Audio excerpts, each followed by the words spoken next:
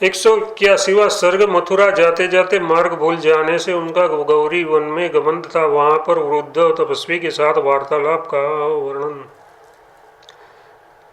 कुंदत्त ने कहा, भगवान जैसे चंद्र और सूर्य इंद्रपुरी को जो पूर्व दिशा में है जाने के लिए प्रस्तुत हो, सायंकाल में पश्चिम दिशा में आवत होते लेते हैं, वैसे ही प्रसन्न वदन हम लोगों की भी मथुरापुरी के लिए रवाना हो शाम तक चलकर मध्य में आवास में जाने के लिए प्रस्तुत हुए।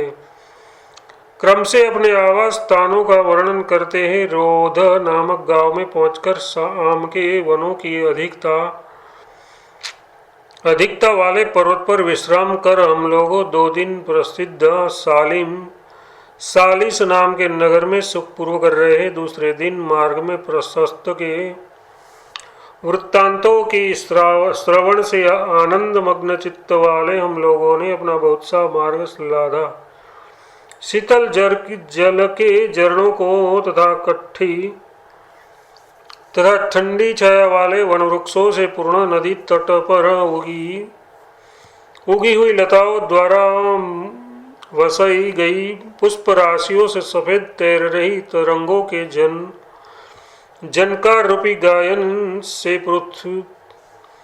पथिकों को आनंदित करने वाली सिग्न छाया वाले वन वृक्षों के तले बैठे मृग और पक्षियों के भांति भांति के शब्दों से गुंजित, जिनकी बड़ी बड़ी हरी घासों की शाखाओं के अग्रभाग में ओस की बूंद वाली मोती गुथी हुई थे।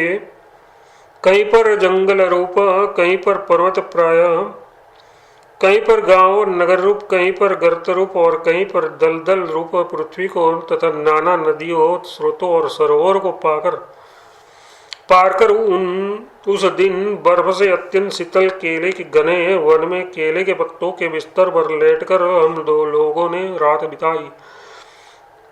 तीसरे दिन हम लोगों कमल राशियों तथा लता कुंजों से परिवेष्टित जंगल में पहुंचे, जो चारों ओर घास और लकड़ियों ले जाने वाले लोगों द्वारा काट काट कर विभक्त बनाया गया था। अतः एवं बादलों के विच्छेदों खंडों से विभक्त आकाश सा था। वहां पर प्रस्तुत मार्ग को छोड़कर दूसरे वन में प्रवेश कर रहे उस तपस्वी ने मुझसे वृथा काल विलंब द्वारा प्रस्तुत गृह गमन रूप कार्य में विघ्न डालने वाला अकार्यकरण रूप वचन का। हम लोगों यहाँ गौरी के आश्रम में चले। यह आश्रम मुनियों के मंडल से सुशोभित है। मेरे 7 भाई मेरी ही नाई पृथ्वीपति बनने के लिए अभिलाषी होकर यहाँ पर स्थित है।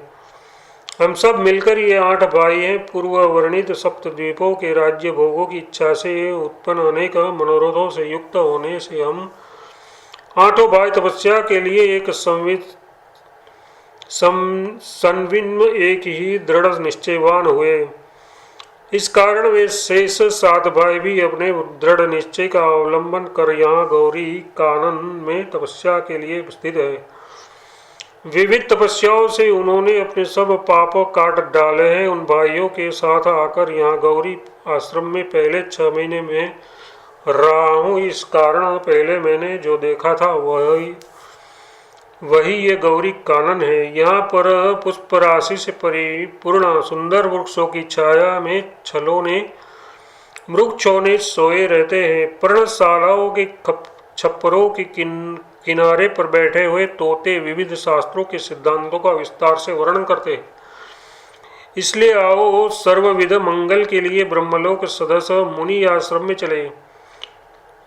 वहां पर पुष्पों से हमारा मन सकल दोषों का विनाश होने से अत्यंत स्वच्छ हो जाएगा। तत्व दर्शन से परिपूर्ण मन वाले महात्माओं के दर्शन के लिए विद्वान सुधीर और तत्वज्ञानी पुरुषों का भी मन छटपटाता है। हमारी तो कौन बात है।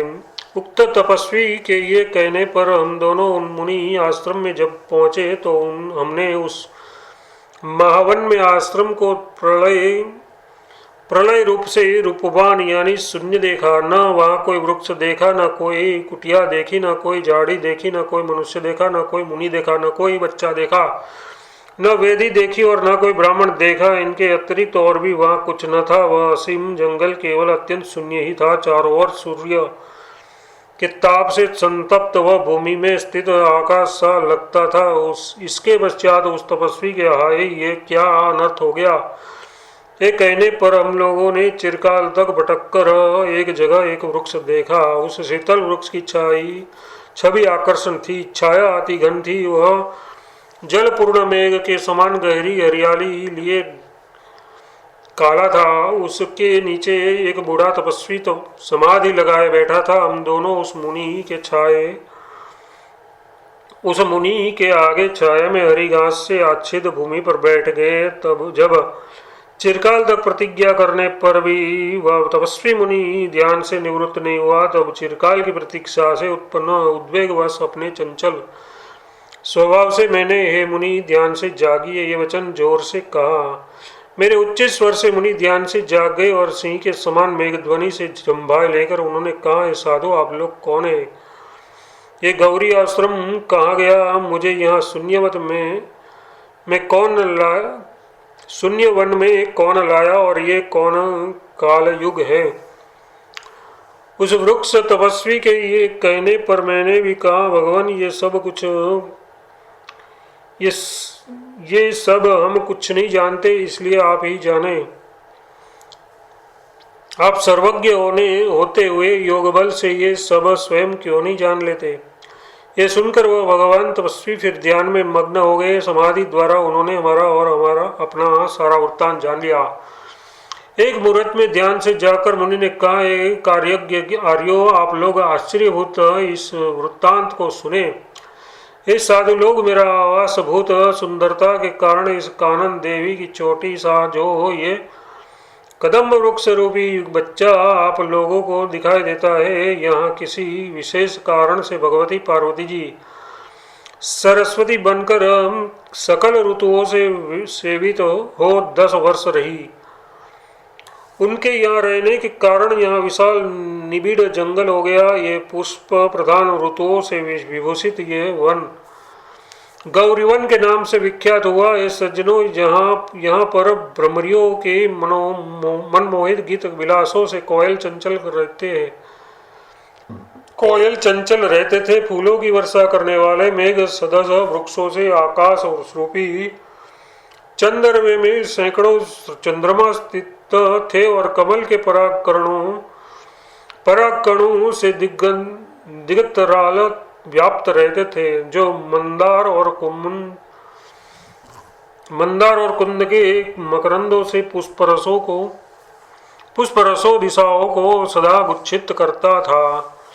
जहाँ चारों और विकसित हो रही खिल रही पुष्पराशि रूपी चंद्रबिंबों में शोभा व्याप्त थी। संतानक एक तरह का कल्पवृक्ष के पुष्प स्तवक रूपी हास के विकास से जो अत्यंत रमणीय था, जहाँ लता रूपी अंगनाएं सुगंधित वायु से पूर्ण रहती थी, ऐसा यह गौरी वन वसंत ऋतु का नगर सा सुरम्य था।